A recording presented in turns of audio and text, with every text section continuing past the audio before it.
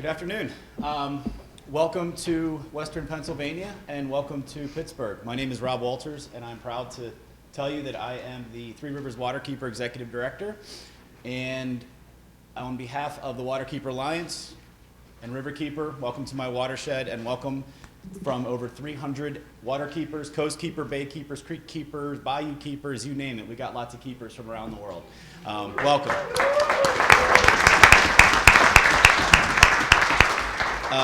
On the screen, you'll see a photo that I obviously did not take because as we go farther into this presentation, you will see the photos that I do take. This is from a wonderful gentleman named David DiCello. He's a local photographer, and he really knows how to capture this city in an amazing light. And I wanted to kind of give you a little bit of an idea. It's drawn away. That's kind of why I have our logo out in the back and the sun, you know, rising. It's beautiful. But if you look actually down from the little trolley car there, which is called an incline for those that don't know, there are railroad tracks down there. Below there you can see barges on the rivers. And a little bit farther up the river on the left, which is the Allegheny, there are rail lines that cross there as well. Our city is a legacy city with a lot of current issues as well. Unfortunately, we have done a great job of cleaning up our rivers. Back in the late 1800s up until about the end of the World War II, this was a very industrial city that had a lot of industrial issues, hence why we were called the Steelers. We had huge steel mills all up and down the rivers. I wasn't around at that time, but I'm not sure if it looked as bad as Texas looked on that last slide you showed, but that was pretty scary. But what we do as an organization, the city is changing, the city is cleaning. We're very proud of what we're doing as an organization. And when I met with Phil from Heinz last year and we started talking about plans for 2015, I mentioned to him that I was interested in working on transportation, whether it be barge, rail, what have you. And he was very, very interested in it as well. And luckily, Waterkeeper Alliance became very interested in it as well. So we formed a wonderful cohort together to put together a wonderful report, and I'll talk about that in a second, but this is basically our organization, a quick nutshell, protecting the right to clean, safe, and healthy waters in the Allegheny, Monongahela, and the Ohio rivers. Community education, volunteers, funding, huge part of our organization, holding polluters accountable to the laws that are written by our government, monitoring water quality, and patrolling the three rivers. My jurisdiction is large. Jurisdiction being that as waterkeepers, we all have our own areas where we are, and that's our babies. I have over 500 direct river miles just on, and those of you who don't know, sorry. I'll use the mouse. There it is. This is the Allegheny River. This is the Monongahela River, and then this is the Ohio River going out over here. Putting all those together, I have roughly 500. That does not include any of the tributaries. So it's a lot of ground to cover, and it is just me, and I'll talk about my staff here in a second.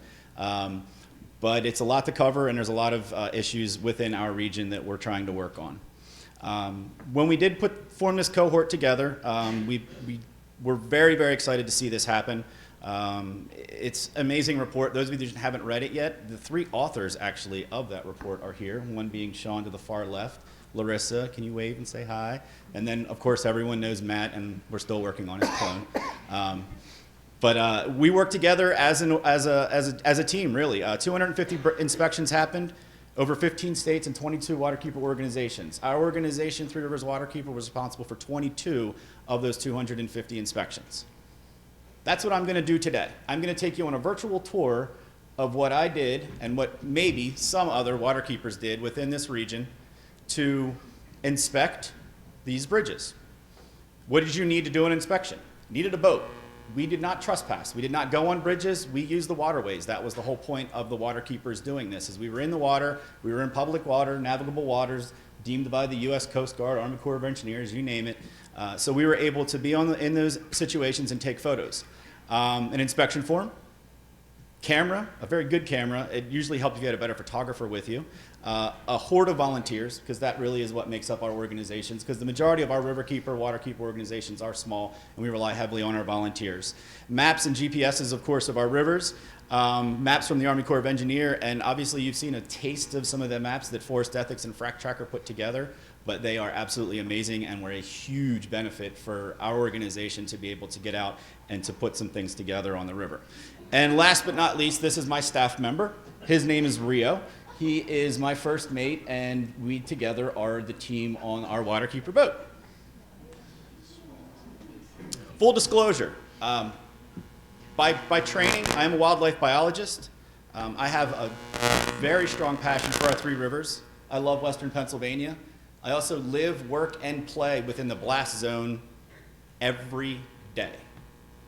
So this was a big, big thing for me that I wanted to make sure was brought to the forefront. And this report that was put together was amazing, so I was quite happy to be a part of it. What I am not is a bridge expert and/or an engineer. But as you will see as you go through this, any regular person on a kayak motorized boat would have the ability to just cruise down a river, take a look at this bridge, and say, you know what? That looks kind of funny.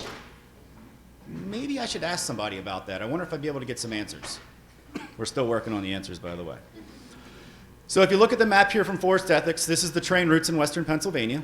To the left, obviously, you have the Ohio. To the right, it's kind of funny here. I'm sorry, I do apologize. This is the Allegheny River going up, but this is the main train line that goes out, and then this is the Monongahela, or excuse me, the Allegheny River that comes out and splits right there. Our friend Chrissy runs that one. So the first place we looked was the Allegheny River. This was the most prolific area that we thought would have the greatest amount of train traffic. We did 9 bridge inspections. The heart is where Pittsburgh is. The stars going all the way up take you to Templeton, which is, I think, roughly 40 miles, I don't know, it's far. 40 plus river miles, it's far.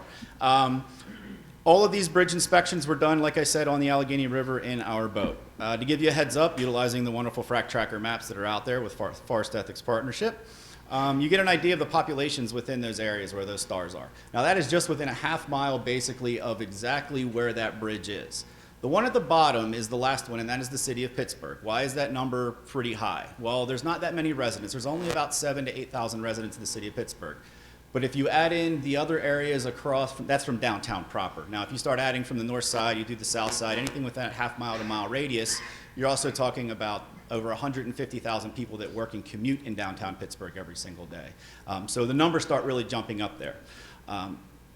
All of these bridges were in really rough shape, but one being the closest, which unfortunately was where this brown and yellow star is the Fort Wayne Railroad Bridge, which is at mile marker number 1. Those of you, the River Rally last year in Pittsburgh, that's the convention center right there to the left. That is the Fort Wayne Railroad Bridge connecting the north side to the downtown Pittsburgh. As we went through the inspections, I've kayaked under this bridge probably 100 times. It's a great area to kayak. It's what part of downtown. We started looking at some photos, and I'm kind of just going to click through these as I go because I do have a lot of photos, so I want to make sure I give my buddy down there, Sean, enough time to talk about some other things. But as you can see, what we really pulled out was exposed rebar, lots of crumbled concrete. This bridge was completed in 1904. And then you can see at the bottom of the bridge there, that's sandstone. That was part of the 1904, and then in 1918, that concrete slab that you're seeing there was added to create a larger headroom clearance for the commercial traffic. So in 1918, that was the last time the concrete was put on this bridge.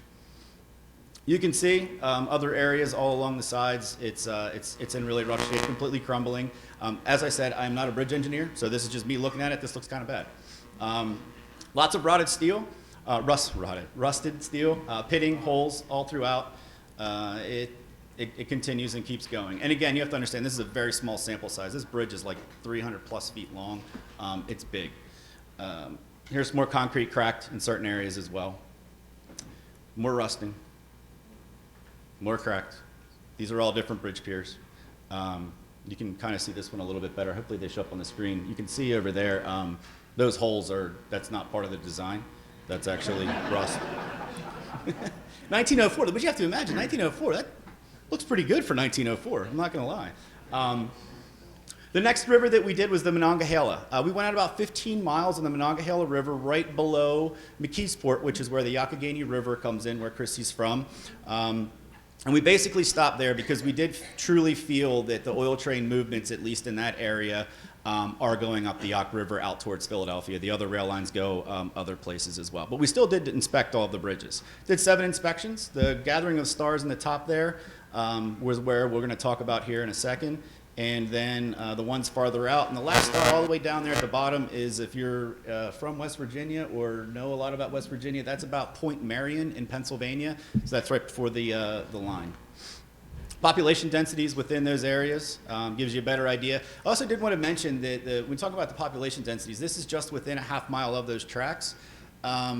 This is also our water, our drinking water supply are these three rivers. And when I'm putting these numbers of 200,000, 18,000, these people that live in these communities are the ones that rely on this water, and a spill would be, it's catastrophic. First one we did here, this is right next to U.S. Steel's Edgar Thompson's plant, mile marker 11. This was new. I inspected a lot of bridges, but I never saw railroad ties spread all over it. This is the walkway that you can get out on. You can see the ladder there to the right.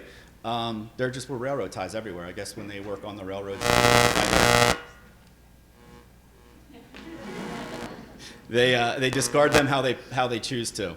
Again, rusting on all of the bridges, cracked concrete under main support beams.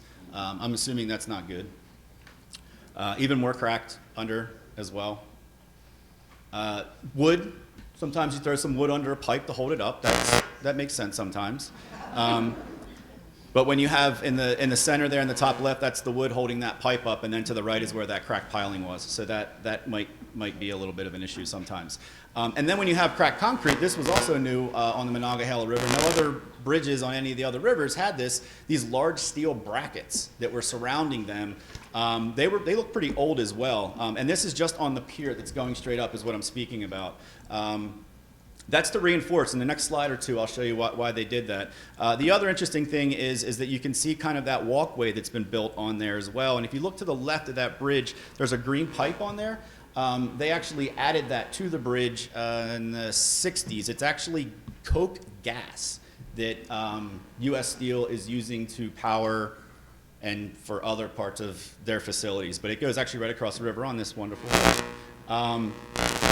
This is the other section of that bridge as well. They have the steel reinforcements too, and also a walkway right next door to it. So right here in the foreground is actually the bridge we're talking about, and then on the background there is another bridge that's there as well. They decided not to use the steel on this one. They just built up a whole new foundation underneath this one. This is on River Right if you're heading down river. The part in the front there has changed. This was an older style of clasp or clamp to hold back the deteriorating. There's basically no mortar in between all of this sandstone is basically what it looked like. And you could tell that they were using these clamps to try and hold it together because of deterioration. This is kind of hard to see, but if you look here down this whole line, this is just all completely, well, there's plants growing in this side here, but completely cracked down this side as well. Tons and tons and tons. The concrete does not work for over 100 years. I'll use that. Again, rusting and pitting as well. This is another one of the clamps. If you look in the middle of the bridge too here, they have some as well. Down at the bottom, when I referred to sandstone, this is the base of a lot of our bridges here in western Pennsylvania. This stuff is strong. It looks really good. It holds very well, even down into the water. The problem is when they have to add the concrete to it. The concrete's what's starting to fail, and you can really, really see that. And obviously, this guy was having some troubles because they put a concrete barrier in front of it. The cool thing was when I was there, that particular bridge, they were actually working on it. Not sure what they were doing. I guess they were working on the railroad tracks, but that's the folks from Norfolk Southern. We waved to each other. I took lots of pictures.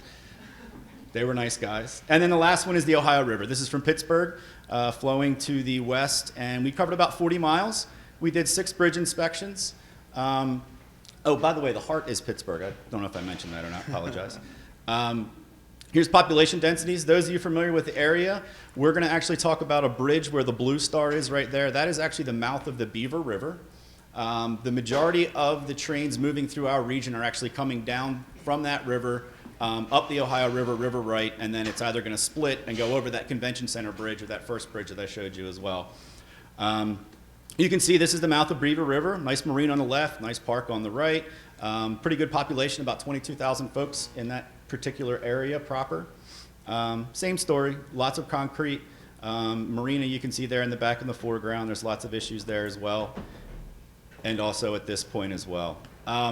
This was kind of the weird bridge because it's lots of little pieces that are rusted and pitting and that are starting to fall apart. I don't know how much that adds to the overall integrity or structure, but I could at least ask the question and hopefully get some answers. And that was really part of the point of us putting this report together. Just throwing a 2x4 in there, I can't imagine does too much work as well. These are lots of bolts missing from the undersides of the bridges as well. Lots and lots of issues. These are just completely disconnected pieces as well. And then as you cruise down the river, we get to see our friends that are taking the oil trains down along through there. This is one area of bridges that I did want to talk about as culverts that I did not get an opportunity to look at. One, most likely they're on private land. We tried to maintain we maintained our stance in the river where we were allowed to be, but there are creeks and tributaries and roads and all over. There are small little teeny tiny bridges all over our region, and I'm not quite sure how many there are and what kind of shape they're in, but they probably would be worth looking at as well, including our large bridges. And that's what I have for now. Thank you.